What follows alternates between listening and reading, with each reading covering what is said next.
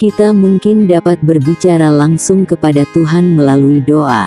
Tetapi Alkitab mengatakan Dia berkomunikasi dengan kita melalui berbagai malaikat masing-masing dengan peran tertentu. Ada 9 jenis malaikat yang dibagi menjadi 3 kelompok besar, yang dikenal sebagai paduan suara.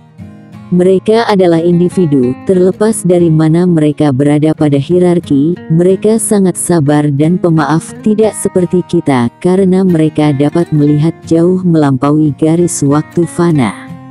Mereka menyadari tujuan hidup pribadi kita dan ditugaskan untuk membantu kita. Tetapi mereka tidak pernah melanggar kebebasan memilih kita.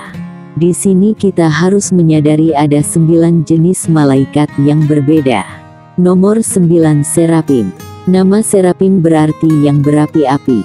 Itu adalah bentuk jamak dari serif. Alkitab menyebutkan malaikat ini memiliki wajah, tangan dan kaki. Setiap serif memiliki 6 sayap, 4 yang mereka gunakan untuk menutupi diri mereka di hadirat Tuhan sebagai tanda kerendahan hati, dan 2 lainnya yang mereka gunakan untuk terbang. Mereka muncul untuk menyembah Tuhan terus-menerus berteriak suci suci suci, mereka sering muncul dalam seni religi. Nomor 8 Kerub. Malaikat ini menyimpan catatan surgawi dan memiliki akses ke pengetahuan Tuhan. Mereka dikirim ke bumi dengan misi seperti mengusir manusia dari Taman Eden. Kerub digambarkan dalam seniman kuno makhluk bersayap seperti Sphinx dengan wajah manusia, dan bayi gemuk bersayap yang sekarang menghiasi kartu ucapan dan sampul buku. Nomor 7 Penampakan tahta, singgasana mungkin yang paling aneh dari pengelompokan pertama, mereka dikatakan menyerupai roda besar dengan banyak mata, mereka bertindak sebagai kereta Tuhan yang mengeluarkan penilaiannya. Untuk melaksanakan keinginannya bagi kita. Malaikat bisa ada dalam keadaan transisi antara dunia celestial dan manusia. Mereka dianggap sebagai gubernur surgawi yang berusaha untuk mencapai keseimbangan antara materi dan roh yang baik dan buruk. Nomor 6 Dominance atau dominasi, menganggap dominasi sebagai manajemen menengah. Mereka menerima perintah dari serapim dan kerubim kemudian memberikan tugas kepada malaikat tingkat rendah yang dikenal sebagai lebah pekerja. Tujuan utama mereka adalah menjaga ketertiban kosmos dengan mentransfer kekuasaan kepada kepala pemerintahan dan figur otoritas lainnya. Kepala ordo ini adalah Sakil. Ia juga dikenal sebagai Hashemel kebajikan. Nomor 5 Kebajikan. Kebajikan yang berbentuk seperti percikan cahaya, bertugas menjaga alam dan makhluk hidup yang menginspirasi di bidang-bidang seperti sains. Mereka juga menerima perintah dari malaikat di atas dan mengubahnya menjadi keajaiban bagi mereka yang pantas mendapatkannya ketika mereka terwujud di dunia kita. Mereka adalah musisi, seniman, penyembuh, dan ilmuwan yang bekerja dengan kekuatan cinta serta fisika. 2 malaikat yang muncul di kenaikan Yesus dianggap sebagai kebajikan. Nomor 4 Kekuatan.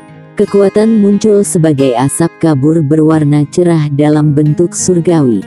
Kekuatan berfungsi sebagai penjaga perbatasan antara langit dan bumi. Mereka adalah malaikat kelahiran dan kematian. Beberapa percaya mereka juga memimpin iblis yang ingin menghancurkan dunia. Sementara yang lain termasuk Santo Paulus percaya bahwa kekuatan itu sendiri jahat dalam hal apapun. Kekuatan adalah sekelompok ahli yang melayani sebagai penasihat teologis dan ideologis agama. Nomor 3 Kerajaan. Makhluk malaikat ini menyerupai sinar cahaya. Kerajaan bertanggung jawab atas segalanya seperti kepala sekolah di sekolah. Mereka mengatur seluruh dunia kita termasuk kota-kota dan bangsa. Mereka juga bertanggung jawab atas agama dan politik. Juga bertugas mengawasi malaikat yang bertugas di bumi dari malaikat di bawah mereka. Nomor 2 Malaikat Agung. Malaikat agung merespon paling baik ketika berhadapan dengan isu-isu yang mempengaruhi semua kemanusiaan. Mereka adalah malaikat urutan pertama yang hanya bisa muncul dalam bentuk manusia, karena itu mereka melayani di antara kita sebagai agen perubahan dalam bentuk penjelajah filsuf dan aktivis hak asasi manusia. Urutan ini paling umum dikenal karena mereka disebutkan namanya dalam Alkitab: Michael, Gabriel dan Rafael. Nomor 1. Ini dapat dengan mudah disebut sebagai malaikat biasa atau malaikat pelindung.